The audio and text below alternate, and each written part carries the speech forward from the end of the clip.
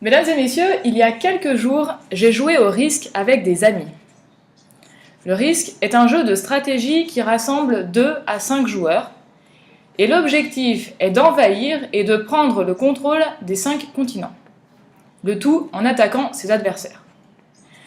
L'issue des affrontements belliqueux est laissée au hasard des combats de dés. J'ai trouvé très intéressant le choix des pays représentés sur le planisphère. En fait, selon la terminologie du jeu, il ne s'agit pas de pays, mais de territoire.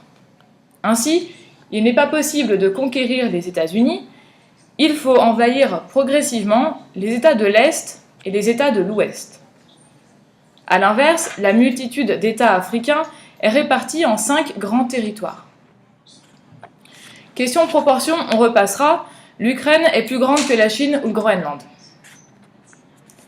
Comme je vous le disais, il est possible de jouer jusqu'à 5 personnes.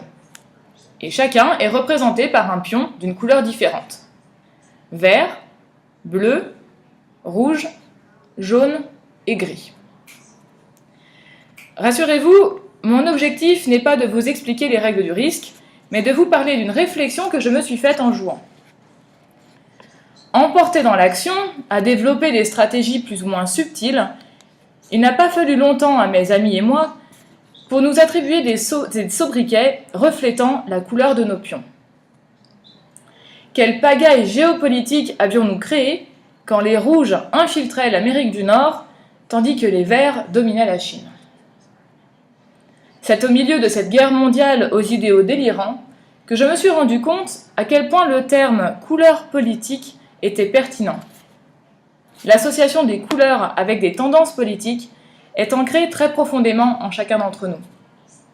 À l'échelle européenne au moins, on observe un grand nombre de similitudes entre les pays.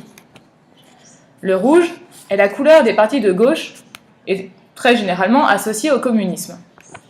Le vert est la couleur des écologistes. Le bleu, la couleur de la droite conservatrice. Et le jaune, la couleur des libéraux. Pour certaines couleurs, l'histoire a joué un rôle prépondérant. Le brun est très rapidement associé à l'extrême droite de l'Allemagne, et le blanc au monarchisme suite à la guerre civile espagnole.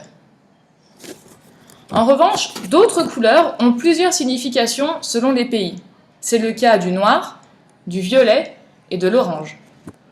Ainsi, le noir peut être la couleur des anarchistes, mais c'est également la couleur des chrétiens démocrates allemands, donc de la droite. Le violet, comme vous le savez, c'est un mélange de rouge et de bleu. C'est la couleur donc des partis plus ou moins centristes, mais également de certains partis pirates qui ne souhaitent pas prendre place sur l'échelle politique.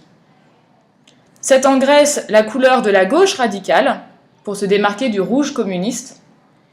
Et c'est également la couleur du féminisme, puisque l'on mélange le rose des filles et le bleu des garçons. L'orange est une couleur peu utilisée. Il faut savoir que c'est utilisé par un parti en France, celui du mouvement démocrate. Pourtant, l'orange est une couleur chaude et à la fois dynamique. C'est donc selon moi assez étonnant que cette couleur ne soit pas plus souvent utilisée. En football, par exemple, à ma connaissance limitée, je vous l'accorde, une seule équipe nationale porte un maillot orange, celle des Pays-Bas. En politique, cette couleur est surtout associée à la révolution orange de l'Ukraine. Pour vous rappeler ce dont il s'agit, c'est une révolution de 2004 suite aux fraudes électorales en Ukraine.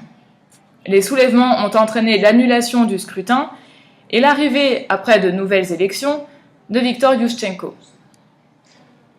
Alors pourquoi les manifestants ukrainiens ont-ils choisi l'orange ? Il ne semble pas y avoir de réponse univoque et les explications sont multiples.